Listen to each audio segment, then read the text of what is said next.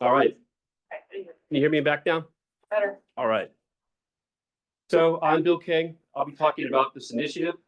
And then we're going to Roemmich is going to be talking about his experience in working with wearables and the data. A little housekeeping, Q&A, then reception. And just note that we will be reporting everything except the reception.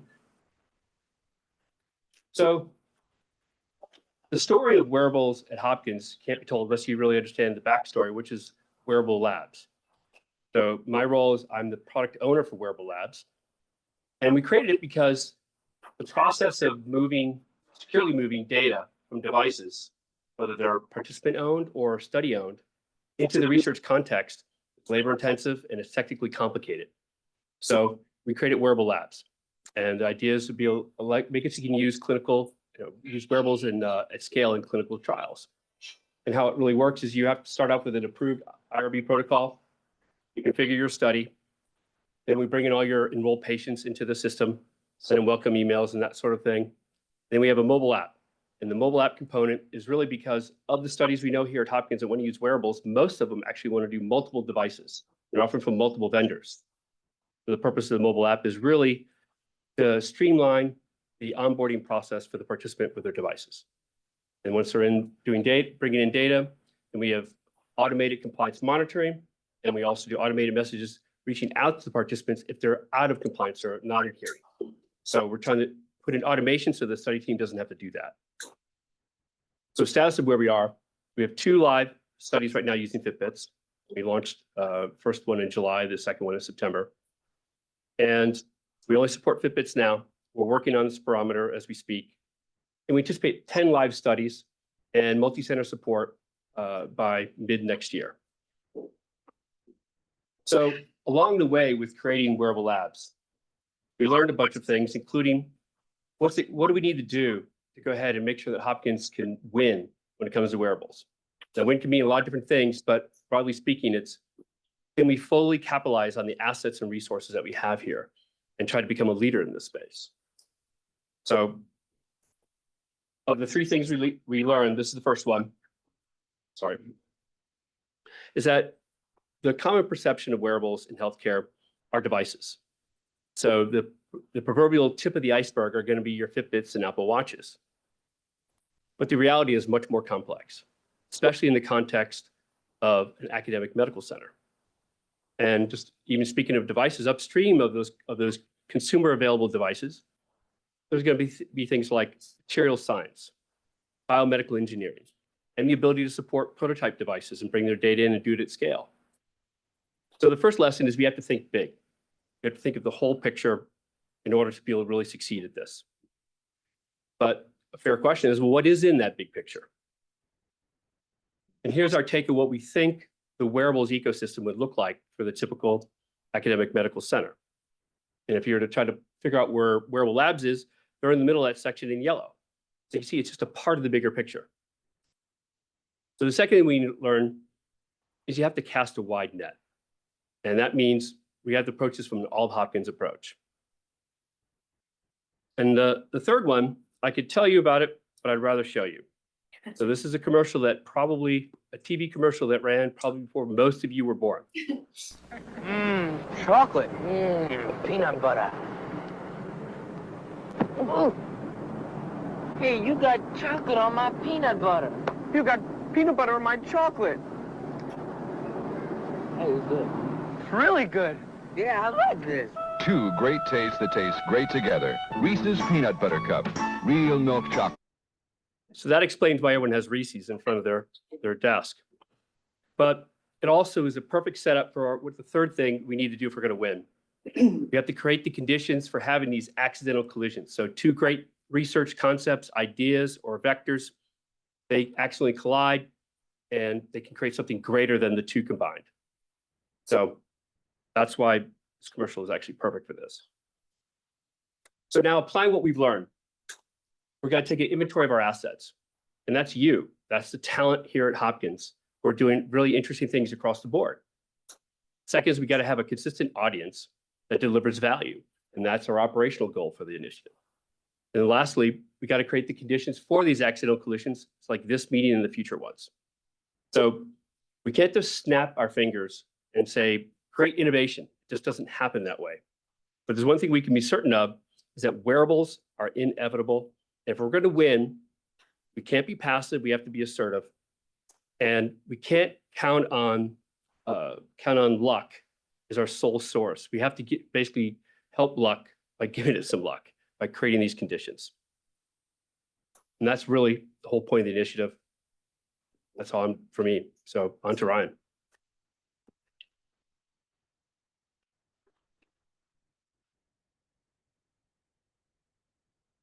Awesome. Thanks, Bill. And thanks for the invitation. Yeah, this is something that Bill and I have talked about for a little while. Okay, come on in.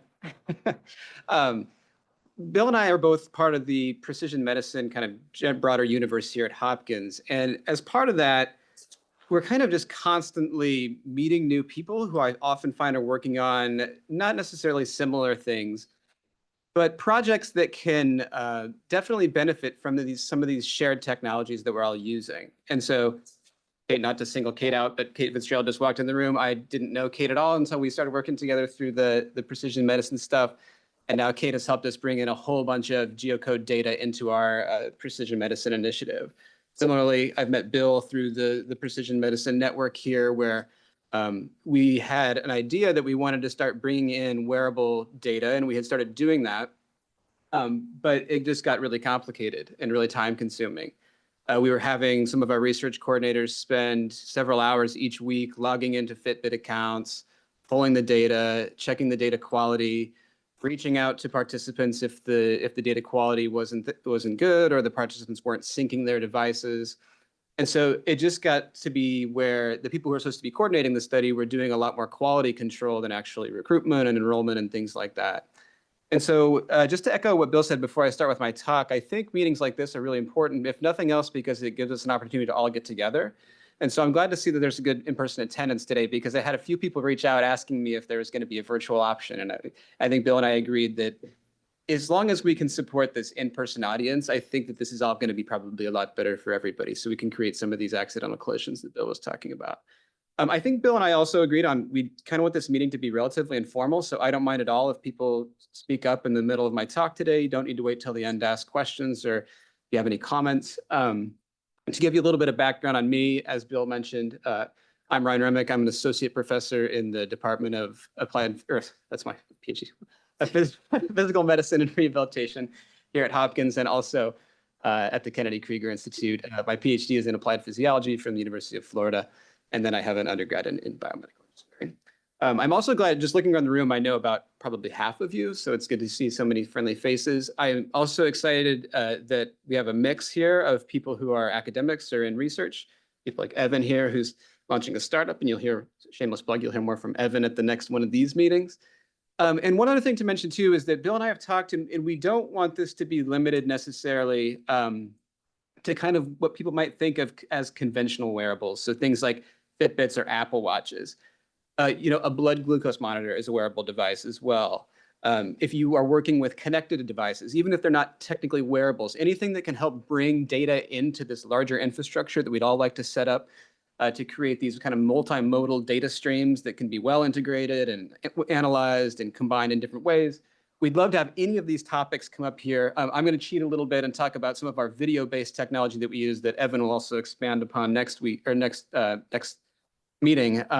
So any of these ideas that are really more kind of like digital health in scope and focused on bringing new data in that you can't get from the clinical setting alone, I think are welcome in this meeting. With that said, I'm going to start. The first half of my talk is going to be more about, I guess, I should mention, I'm also the director of the Rehabilitation Precision Medicine Center of Excellence here at Hopkins. So the first part of my talk is going to be really more about my vision for how all of this different data can be used to study whole person function. And so with the Rehabilitation Precision Medicine Center of Excellence here at Hopkins, we are really interested in understanding how as many components of human function as we can measure can be used to make projections about somebody's individualized trajectory of recovery, likelihood of adverse health events like a readmission to the hospital or an emergency department visit, the likelihood of those types of events occurring. And also, as we'll talk about today, opportunities of using these data to perform some clinical subgrouping. And so we use a lot of different data sources, as I'll show you today, to try to answer some of these questions. And we are, to reemphasize, rehab is a really broad discipline that touches on a lot of different areas of healthcare. We have cardiac rehab, we have neuro rehab, we have orthopedic rehab. And one commonality across all of those different disciplines is this need for comprehensive assessment of function. And so when we're talking about function, I come from a motor background. So I do a lot of studies on trying to help people walk better or move better. We measure how people can move their fingers and their hands. But we are also, mindful of the fact that there are people with significant cognitive difficulties after different healthcare events. So we consider cognitive function in our sphere of the rehab precision medicine center. We also consider psychosocial health as part of that sphere that captures this whole idea of whole person function. And so when we're looking at that, we are not only using movement data, we use remotely delivered cognitive assessments, remotely delivered psychosocial assessments. As I mentioned, with Kate's help, we bring in a lot of data that's relevant for social determinants of health. And we really try to understand how we can help people to get better after they have their various health events. So that's kind of the perspective with which I come to all this work that I'll be talking about today. But to begin, I always like to talk about how we actually measure human movement. So my talk is going to be focused on motor function today. This kind of lab that you see here is a three-dimensional motion capture laboratory. If you haven't been in one before, this is the same type of technology they use to make like Avatar movies and the Madden video games, where you might have seen people in these big suits that have little reflective markers all over them. I would say that's what we do in our lab, but we don't do anything fun with it. So we use it for clinical and research purposes, which I think is fun, but the general population. This laboratory is prohibitively expensive for most people to have access to. You only find these in these large academic medical centers like we're in right now, university settings, maybe some really large private healthcare facilities. Then on the kind of the other end of the spectrum are these wearable devices, like I'm showing you here, an Actigraph activity monitor, or a Fitbit device, or an Apple Watch, as Bill mentioned earlier. To me, these are kind of on the other end of the spectrum, where these provide you with really good data on what I'll call the quantity of movement. So these tell you things like how many steps you take per day. You can also get some physiological data from these devices, like your heart rate or your metabolic counts. But these aren't really providing any information about the quality of your movement that we can get from something like a three-dimensional motion capture system. These might tell you that you're not walking very much during the day, but they don't tell you if that's because you can't bend your knee very well or because you walk really slowly. We need some other technologies that can also be used to get better data about the quality of our movement that are much more accessible than what we have over in my laboratory at the Kennedy Krieger Institute.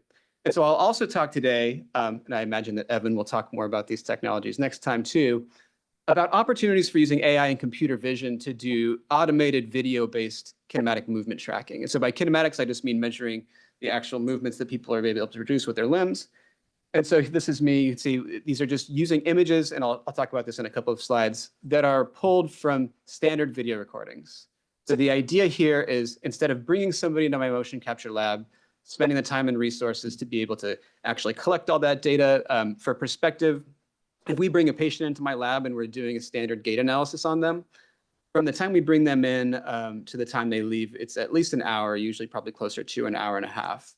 And so there's significant, not only cost set up with establishing the lab, but also getting the data once the lab is established. And so the idea with these video-based technologies is also, the big dream scenario would be you pull your phone out of your pocket, you use an app that Evan's developing, you record a video, it goes into a cloud, it gets analyzed, it comes back down, and you receive something clinically meaningful if you're a clinician, or meaningful to your research study if you're a researcher. My future for kind of the vision of how we're going to measure movement long term is, I think actually all three of these technologies are going to stay around. If you need a really high resolution, really granular biomechanical assessment of somebody's movement, if you're the Kansas City Chiefs and Patrick Mahomes gets injured or something, you're probably not going to pull out your iPhone and record a video of him and use these computer vision technologies. You might want to know at the joint level how he's able to function.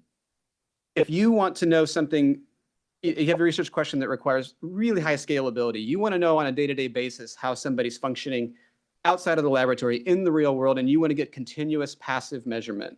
Something like the activity trackers that I'm showing here, those are probably always going to be relevant.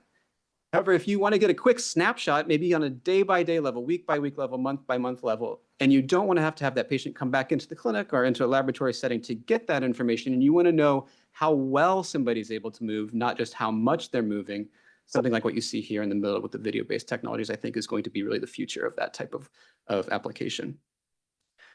So what kind of data do we get? This is a really simple slide, but it's intentionally made to show heart rate on the y-axis and steps per minute on the x-axis. You're going to see how we use both of these data sources, not independently, but together to do some of this clinical subgrouping that I'll be talking about. Oftentimes, these are used independently as outcomes of, for example, a clinical trial.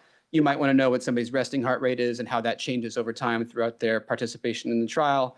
You might want to know if they're more or less active than they were prior to initiation of the trial once they're done. We think there's real value in being able to use these data sources together, the physiological data from the heart rate measures, and then also the step counts from the activity data to give you a really nice kind of high resolution perspective on how well this person's actually doing in their everyday functioning. As I mentioned, just to show some quick examples, we're also able to use these video-based technologies to get really good kinematic measurements on people moving. For example, as a quick demonstration, here's just a video of somebody walking across the floor. And then if we take that same video, we can apply these human pose estimation algorithms that leverage computer vision to automatically track the movements of that person in the same exact video that I just showed you as they're moving across the floor. And so again, none of this is done manually. We pass it right through this pre-trained computer vision model. It's able to track that. And then we've written software that'll actually go through and extract a whole bunch of different, what we hope are clinically relevant metrics from that video output. From what I just showed you, we can measure that person's walking speed. We can measure their step length. We can measure how much their knees bend when they're moving. This kind of analysis was previously not possible from anything other than using one of those hardware-based marker-based motion capture systems that I showed earlier. We've done this in a variety of different clinical populations. Here's someone with stroke walking with their caregiver. I always like to show this one because it shows that if you see the gentleman on your right here, he is walking, and his walking has clearly been affected by the stroke, but he also has, if you look at his left leg, he's wearing an ankle foot orthotic. So he's wearing an assistive device that makes him appear fundamentally differently on this video than someone who would be more similar to the images that were used to train a lot of these algorithms. So most of these computer vision algorithms have been trained on thousands of kind of stock images of people, not really including people who are affected by clinical conditions. And so we've done a lot of work to go through and see how well some of these different algorithms can actually generalize when something about the image of the person with a clinical condition makes them appear differently than what would be included in one of those images of somebody without any motor impairment. And so again, despite the fact that he's wearing this brace on his left ankle that makes him appear differently, we're still able to track him well. Similarly, we wondered if we would be able to track children. I work over at the Kennedy Krieger Institute, as I mentioned, and the Kennedy Krieger Institute is a pediatric facility. We've had a lot of interest in being able to track children in a remote and easy and especially contactless way. At the Kennedy Krieger Institute, there's a lot of studies of children with different intellectual or developmental disabilities. And so many of those children often have sensory sensitivities as well. So even if I'm able to bring them into my motion capture lab, it's impossible to actually get all the markers put on them and have them still be able to complete the tasks that we want. And so having these technologies that are not only phone-based and easy to use, but also contactless and markerless has been a real benefit. And so when we've started to run some of these algorithms for kids, you can see that this little cute toddler here, despite her stature being proportioned very differently than the adults that were used, the images of adults that were probably used to train most of these algorithms, we're able to track her well. We don't only do walking. This is a video of me a long time ago with a hand model doing a rapid hand open and close task. So we're able to track hands and fingers well. And then people always ask me too, what kind of technology do you really need to be able to use this? Do you need the latest iPhone with this really high resolution video to be able to get these high quality kinematic assessments? And so to get at that question and to kind of stack the deck against ourselves in a way, we went back and we pulled, this is actually the oldest known video of somebody with Parkinson's disease. This is over 100 years old, recorded in, I think, 1914 from an old Lancet article. And so we downloaded these videos and we put them through some of these algorithms. And you can see, despite the black and white quality, we're still able to track the tremulous movements of this patient with Parkinson's disease. Again, despite the video being in black and white and very old. And so kind of how we see this is a roadmap that we had just included in a recent NIH submission to establish a Center for Precision Rehab, both across Hopkins and Kennedy Krieger Institute. We think there's a really big opportunity to be able to integrate all of these different data sources together. So you can see here, electronic health record and social determinants of health data that we're getting from these clinical or kind of nationwide sources. REDCap data that we're able to get from administering forms, questionnaires to the participants or the patients that we want to be able to study. Wearable labs that Bill just talked about that will allow us to bring in wearable device data in a streamlined and automated way that doesn't require these significant manual resources that I talked about at the beginning of the talk. And then also these video-based technologies that use artificial intelligence to bring in that kinematic data to measure movement quality, all into this centralized precision medicine analytics platform that some of us are lucky enough to have access to at Hopkins, where all of this data is living together. I can go into these separate tables and I can expand these tables and I can see this table has the Fitbit data. This table has 10-meter walk test data that were recorded in the clinic. This next table, we'd love to be able to integrate. We haven't integrated the video stuff yet, but I think there's significant potential to bring that data in too. So I could see, as you can see, ultimately here, we'd feedback something to clinician where they could toggle between these different screens. And if they want to see how active is my patient today, they can check their step count. If they want to see, is my patient who just had an ACL repair, are they regaining range of motion in their knee? They can check the kinematic data that we provided from the video. If they want to check progression of something simple that's being recorded as part of routine care, they can check to see if somebody's 10-meter walk test is improving over time. Having the flexibility provided to this clinician, hopefully in a way that's not overwhelming and still easy to use, is kind of the big vision here, where we'd love to be able to use, again, all these data sources in a centralized way for the clinicians to be able to really provide kind of comprehensive, almost on-demand care based on what they'd like to be looking at. So that's what we're really focused on, and that's where we've been collaborating a lot with Bill to try to make a lot of this happen. Okay, and so yeah, and just to kind of show, I think, what the value of what we're doing, hopefully today and into the future with these meetings is, as we've started to talk more and more about this, almost always somebody, but even just by showing the technologies and what they're capable of, it just sparks interest in everybody's mind with regard to what they might be able to do in their own work. And so, as one example, one of the postdocs in my lab has been working on developing using the video-based technologies for hand tracking in people with stroke. So we want to be able to track recovery of dexterity and fine motor control in people with stroke over time. And then we got a Zoom call from some faculty in plastic surgery who were working on testing a new, they wanted to be able to evaluate a new surgical procedure that they were doing for nerve and tendon transfers. And they wanted to be able to see which of those surgical procedures led to improved hand function afterwards. And they didn't have any way to measure that, but then starting to have these kind of interdisciplinary meetings like we're having today helps to facilitate some of those things. So here's at the top, these are just some of the different clinical conditions that we've had discussions about or worked on projects with. And then down here at the bottom are some different behaviors that we've used or started to develop some software for to be able to measure with some of the both video and wearables technologies. For the next half, I will just kind of focus on one study that we did to actually start to implement this and do some of this clinical subgrouping. So this study was led really by the first two pictures. That's Maggie French on the left and then Lily Kaufman in the middle. Maggie was a postdoc with our Rehabilitation Precision Medicine Center, and then Lily is a current PhD student in biostatistics over in the School of Public Health. Chipran Kranishanu, he's the director of the Wearable and Implantable Technologies Group and a professor over in public health. He's also a person who does excellent work in wearables, so I would recommend checking out his stuff if you're interested in what we're talking about today. And yeah, we'll try to get him at one of these meetings too if he's not. I don't see him today. So what this study was really interested in doing was taking Fitbit data and putting it through Wearable Labs. That's how we actually collected this data, or the proof of concept of Wearable Labs, I suppose, but functionally Wearable Labs. And we wanted to see if we could actually identify different clinically relevant subgroups of persons with stroke based on that data we collected from the wearables. And so this slide is set up to show you a couple different things. One, just even just a small snapshot of the large number of different things that you can measure using wearable data.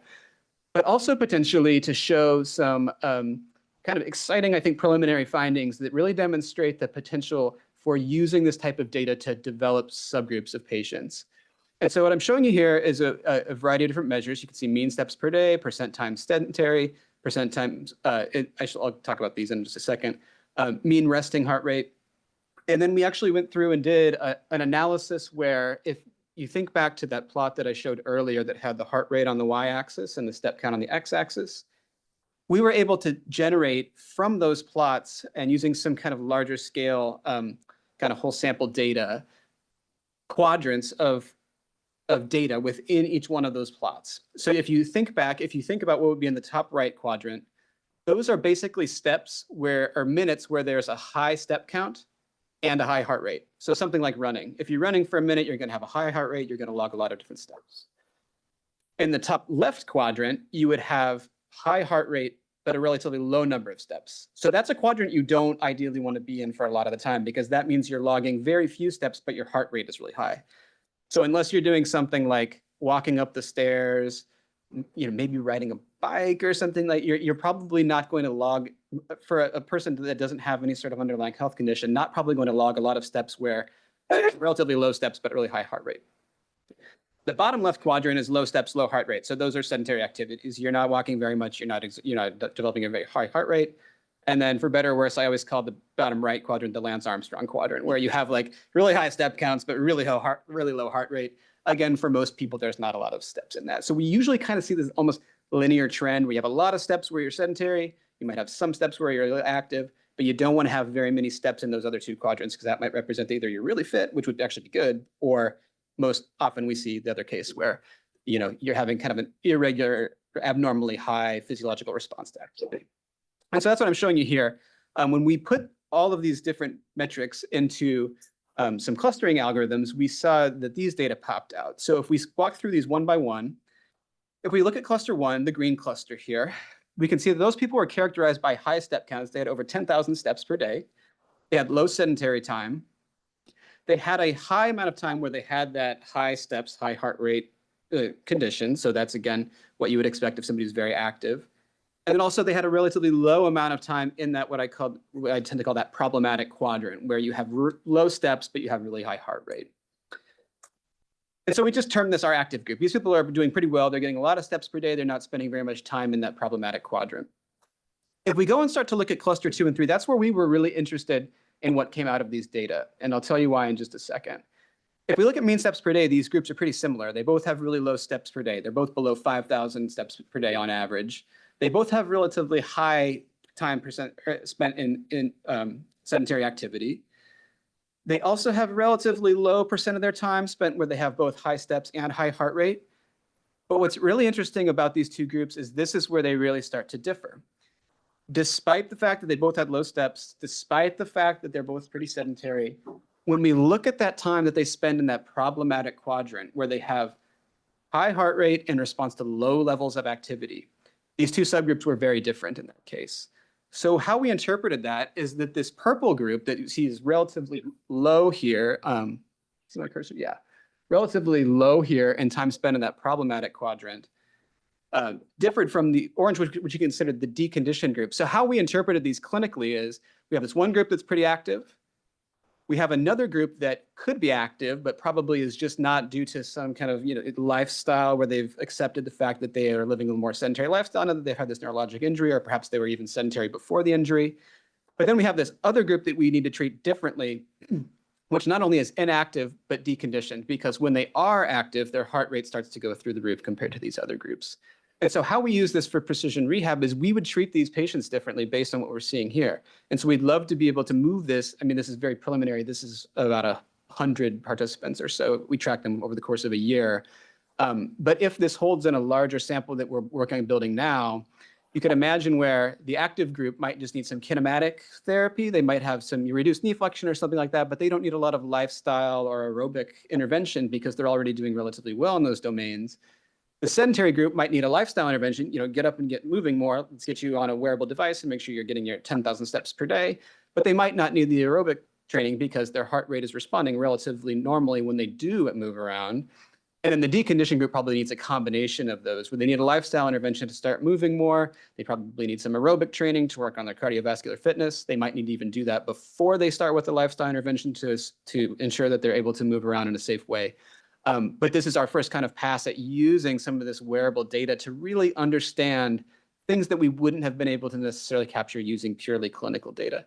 And we've moved this. So if we actually plot these two things, you can see mean steps per day along the x-axis, and then percent time spent in that kind of problematic quadrant along the y-axis.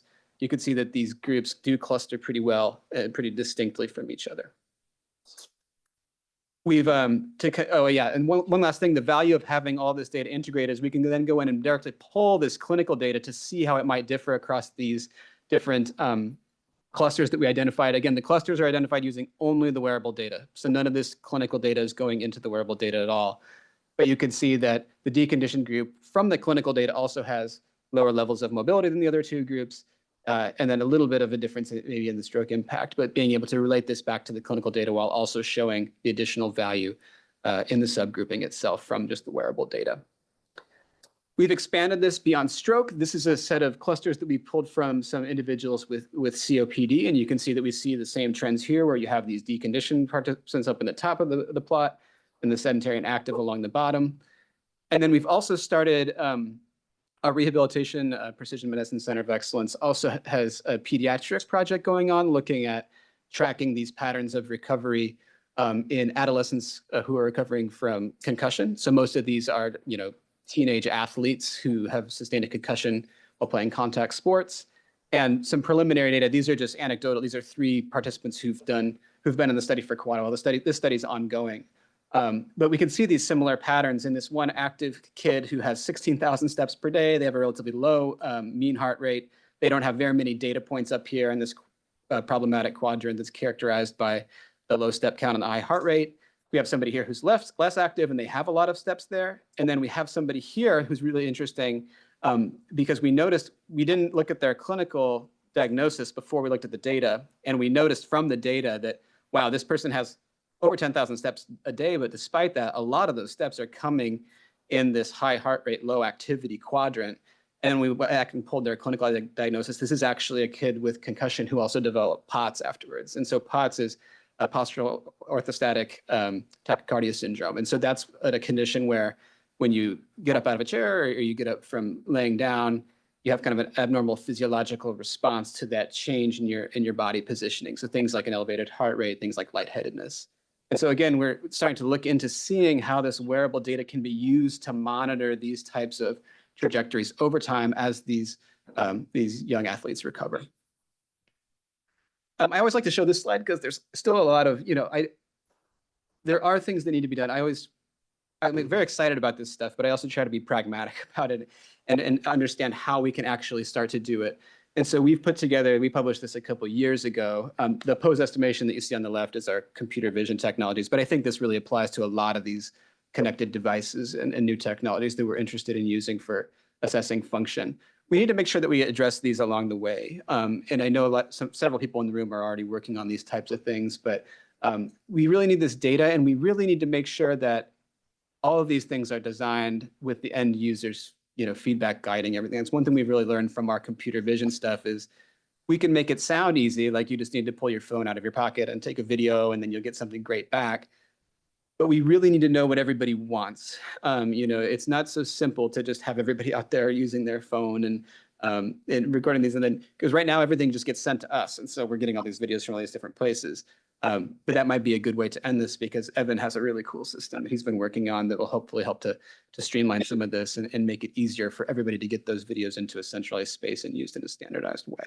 But again, just leaving this up here to make sure that we're aware of a lot of these challenges that exist in moving this stuff toward implementation. This is our team from our Rehabilitation Precision Medicine Center of Excellence.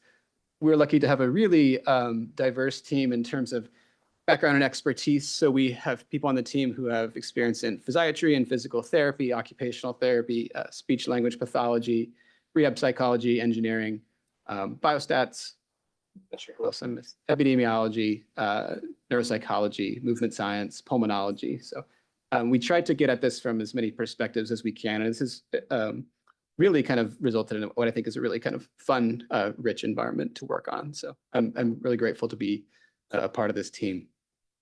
I'll stop there by just acknowledging our funding that has funded the work that I've shown you today and some other work we have going on. And what do you want to do, Bill? I just take questions or? Then we do Q&A. Anyway, thanks everybody for your attention.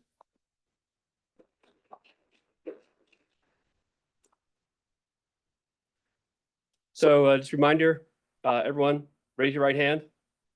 Come on. By doing it, you're on video, you're committing, apply, survey, give us your feedback. 5 questions, less than 5 minutes. The next meeting is, I'm pretty sure we're going to be doing it Wednesday, December 11th, 4 to 6 p.m., hopefully in the space. Evan Haas will be speaking, and then Steve Zeiler. And then we're also recruiting talent here to help us with both presenting at future meetings, but also to help us run and manage this initiative. So you can come up to me or Ryan during the reception and let us know if you're interested. With that, on the Q&A.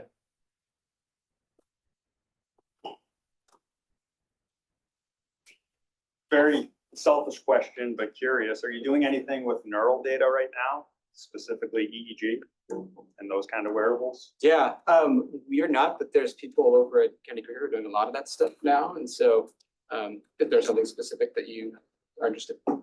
So, I mean, we're commercializing, it's more around epilepsy and diagnosing Yeah. epilepsy, but we have a bigger vision of brain health and some of the algorithms. It's Dr. Sarma here at Hopkins that's developed a lot of this. And we see a potential for that. And when I think of wearables and I think of how, I'm going to be a little extreme, you know, a wearable EEG device is becoming more and more common. No one here may have seen them, but when you think of concussions and you think of some of the technology that is being addressed, I think we're getting closer and closer to having an Apple Watch, but an EEG kind of sensor. With that, then what are the algorithms? What's all the data that we're going to be collecting from it, and how can we tie that into this whole piece? Now, we're still very early and we're focused on epilepsy diagnostics, but I think there's opportunity down the road. Yeah, absolutely. I totally agree. So we, you know, some of the folks on the research side anyway, around the US who do some of the mobile EEG, my background's in mostly the gait control. Yeah. And so there's some folks down at the University. I know some people doing this is the, the short version. I don't know that much about it, like technically. I just certainly don't know enough about it technically to comment on what's needed. But I would just say that the schematic that I showed, I did a, I don't even talk about, but I have a background in neuroscience as well, and so we intentionally set that up to be that framework to address function because we tried to cast like as wide a net as possible. Like if you have an ACL injury, you probably don't need an EEG cap. But that's not to say, because we do a lot of like non-invasive brain stimulation and stuff like the TMS and those types of things to be able to assess neural function. So there's definitely opportunity, even within the neurospace, to start to integrate some of these other tools, I think, for sure, to give you one admitted shortcoming of what we're doing is it's harder to get kind of mechanistic information. We get really good measurement of what we're trying to look at, but it doesn't necessarily tell us a ton about the underlying control of what we're looking for. But yeah, I think that if I was to make a neuro one of those, I would probably include EEG for sure. So. Great. Yeah, and from a wearable labs perspective, we want, one of the things, my pet feature capability I want to do is have anyone with an approved IRB protocol and a Bluetooth enabled device, I want to be able to bring that data in. So I want to have a really strong prototype support, because now if you are just working with one of the clinicians and researchers in Ryan's the rehab group, she has a grip device that tests strength for post-stroke patients. And you have to go bring that device in and into the clinic to take the data off of it. But you can't really, it's not really scalable. So if we can support anything with a IRB approved and Bluetooth enabled, we want to be able to support that and allow you to do it with like a no-code solution, so you can add it in and start collecting data. Because that's the thing from a researcher, you got these new devices, you can't scale. And so we want to basically build the plumbing so you can just focus on the research. Anyone else? I have a question.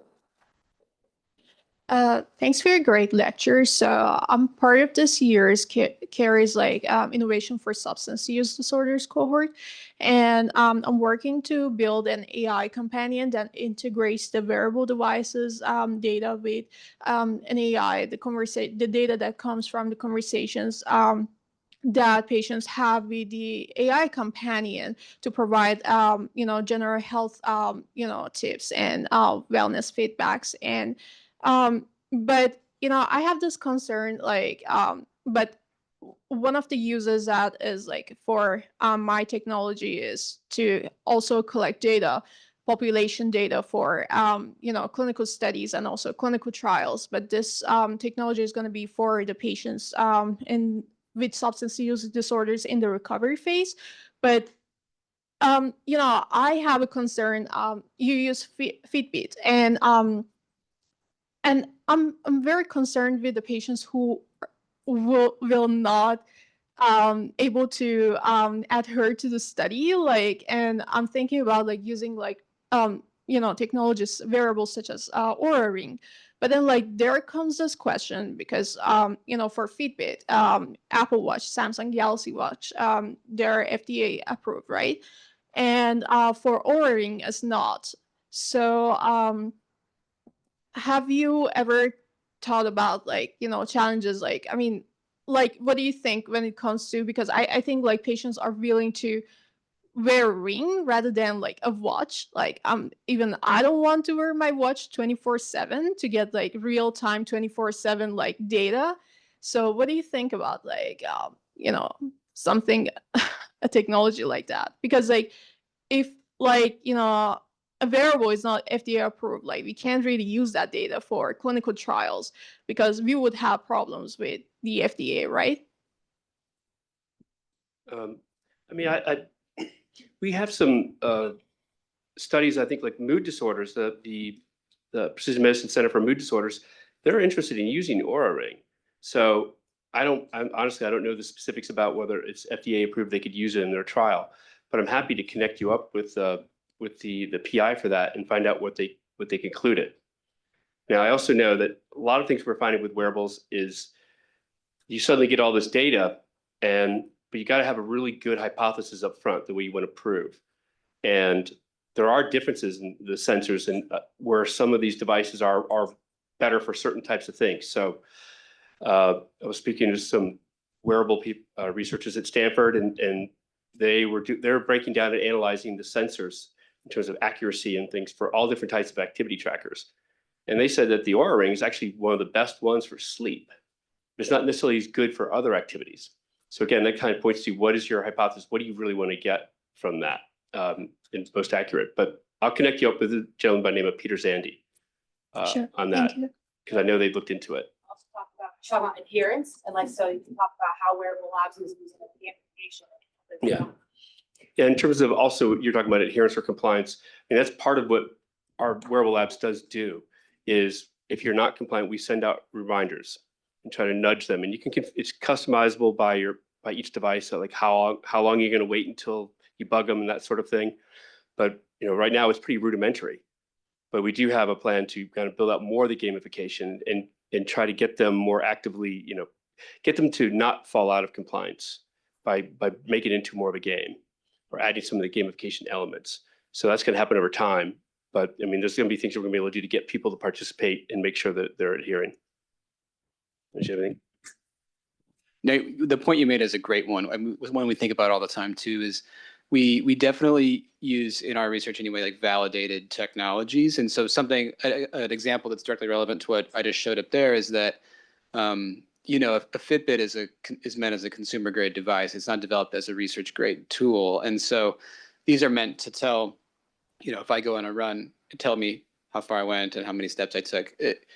That's to say that when we work with people who've had a stroke, we know that there's a cutoff for walking speed, that this is not going to log your steps if you walk slower than this certain cutoff. And so that is a problem. Like the fact that we're using these consumer grade devices, especially we're really interested right now in tracking walking from like day 0 after stroke. And many people with stroke don't walk for days, weeks, months after their stroke. And then when they do start walking, they walk really, really slowly. And so we're not actually able to capture some of those early dynamics that we'd like to with the technologies, but we know that going in, you know, we've done these validation studies, so we know that going into some of these. So that allows us to kind of focus on using technologies for people that we know they will work with. But the problem is obviously that we can't use them for some of the patients that we would like them to work with.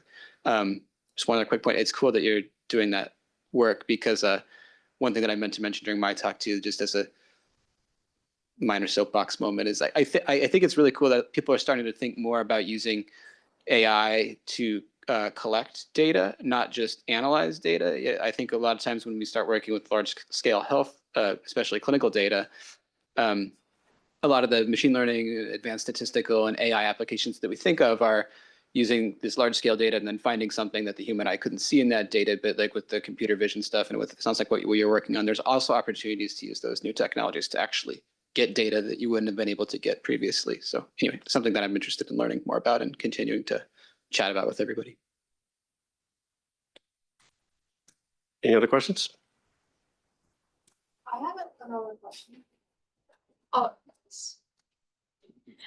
Thank you so much for your responses. So what do you think of when it comes to commercialization? Like, what do you think of, like, again, patients, like compliance, like, and also how do you plan to, like, I know we can mail the, you know, the wearables, the devices to the patients, but like, then we also need population data, but like, do you think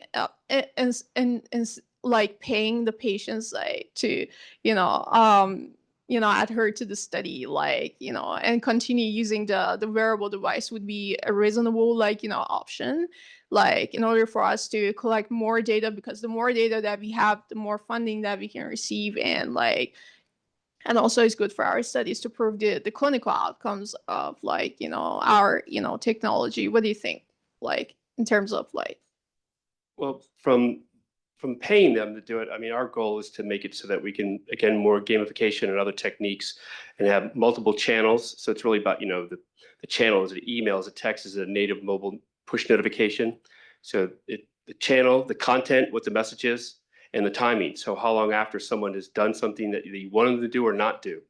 And so we can continue to refine and work on that, so you don't have to pay people to do that. But you know, I know that some cases I have heard of studies that the cost of a Fitbit, you know, part of the hook for people to remain compliant is they get to keep the device. You know, they're not relatively inexpensive. But I don't know what you guys are doing around this. Yeah, that's a great segue. So we have Fitbit data for not a ton of we have probably about 250 people now, and we give it to them for a year. And we're one of those studies that Bill just mentioned that they get to keep the Fitbit after. And so we have done both some adherence testing and some usability testing with those people who've got the Fitbits.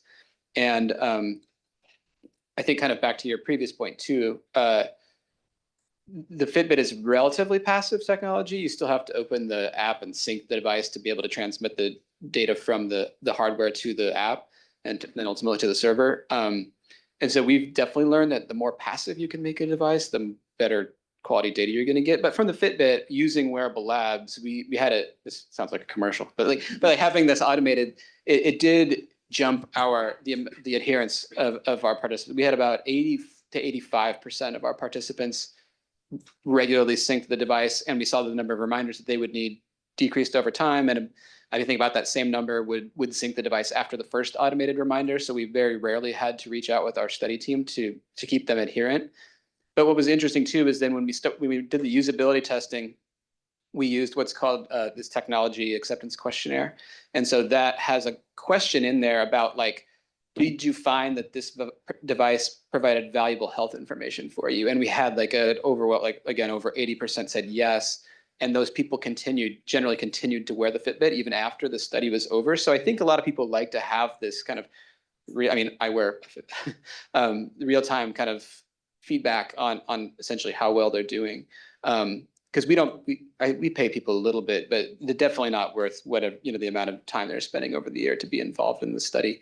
But these are the people that we work with are generally older adults, most over 65, that don't have a significant history of, wearing connected technologies and in many cases even using a lot of different smartphone apps and things like that. And so we've actually been happy with the ability to kind of maintain that adherence with relatively minimal effort beyond Wearable Labs. But in terms of, we haven't had to dangle a lot of carrots in front of people, so to speak, to get them to do this, because I think a lot of people are kind of intrinsically motivated to do it if it provides them with health information. But anyway, again, just our limited experience in 3 patient populations so far with a relatively small sample compared to the broad population anyway. Are you familiar with Hexite? No. Okay, it's like a software incubator through the School of Medicine and Cary, I think, and JHTV. So Wearable Labs went through that, and when we were doing our patient interviews, some of the feedback we got was they, again, this is going to vary, but one of the things they wanted to know is how could they contribute more? And some of the things that we looked into were how do you get people emotionally invested in their care? How do you get emotionally invested to contribute to participate? And one of the things that we got really good feedback on, both from the patient side, but also talking to PIs and researchers, was, think of it as like a TikTok video, a 30-second TikTok video from the researcher that comes in your app that kind of tells you what your data is doing. How's it helping you? And you're not alone. Your data and all of your other fellow participants in this study, this is what you're allowing us to do. Or if you come up with a preliminary result, like some of the subgrouping that Ryan was talking about, it's preliminary, but if you just share what the progress of what their contributions have done to bring them on board, you build that emotional connection, and they want to do it for themselves, but they want to do it for the broader disease population. And so those are all things that we have in our roadmap. At some point, we want to be able to implement.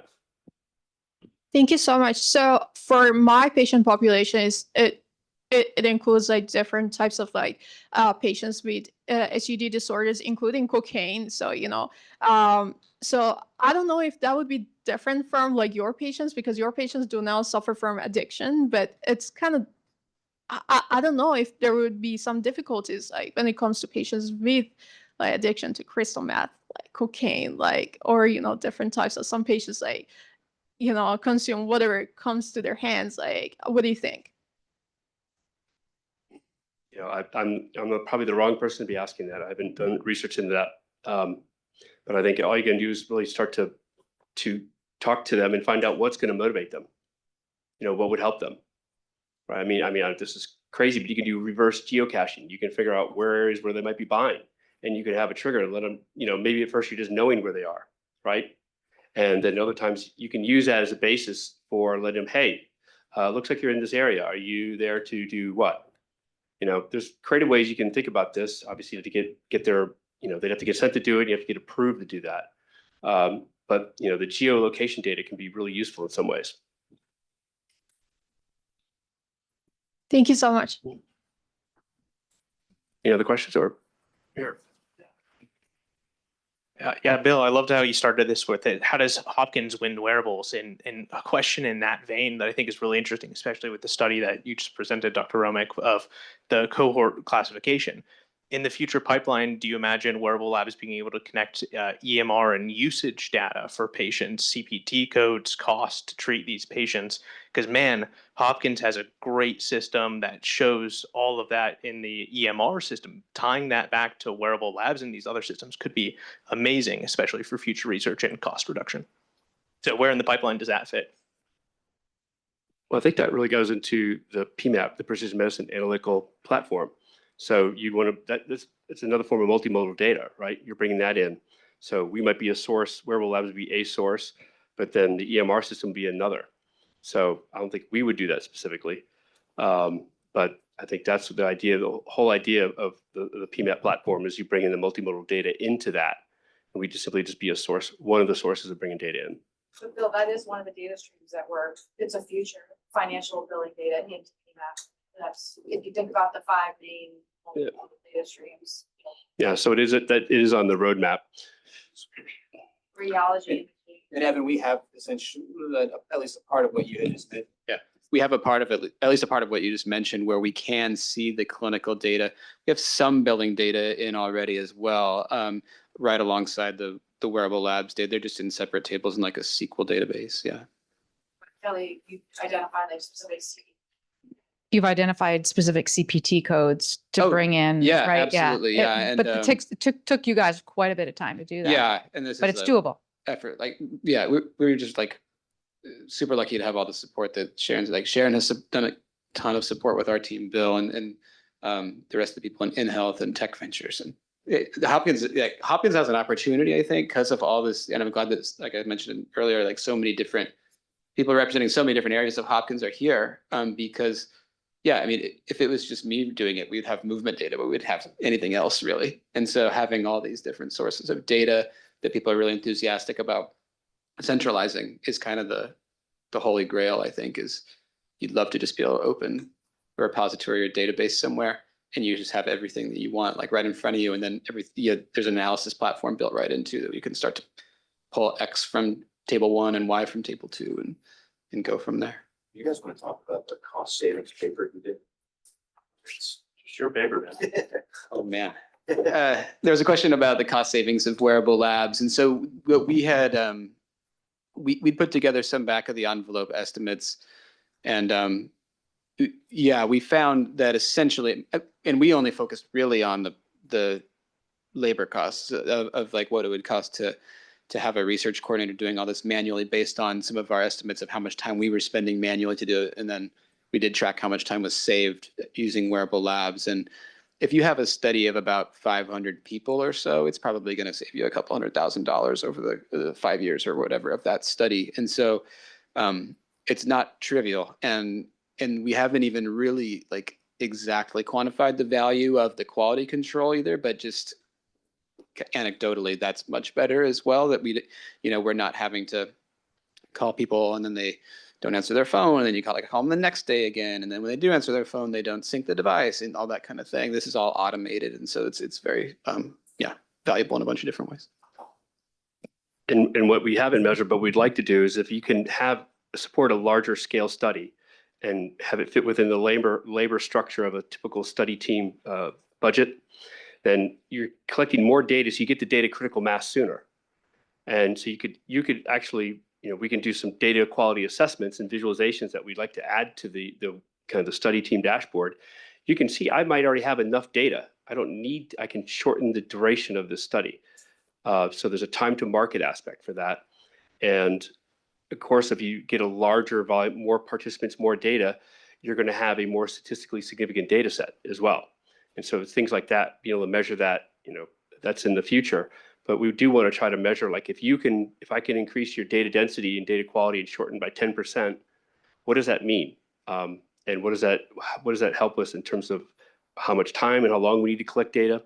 But then what's the change in how statistical significance of the data we have collected? Anything from anyone out back? If there's nothing else, why don't we go ahead and just wrap up and go into the reception. Well, thank you again for everyone. We're very much appreciative of you coming here and taking the time to be here. We love the questions. We love the feedback.